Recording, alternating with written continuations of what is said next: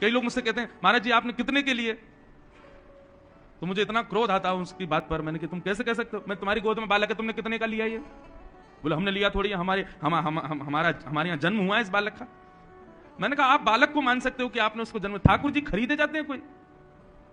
बोले फिर आप इस कॉन्सेप्ट को क्या कहोगे, हम तो वृंदावन जाते हैं वहां से लड्डू गोपाल खरीद के ही लाते हैं। अरे नहीं, आप जब वृंदावन जाते हो और जब गलियों में घूमते हो तो लड्डू गोपाल पहले ही सोच लेते हैं कि वो आ रहा है मुजफ्फरनगर से, मुझे उसके संग जाना है।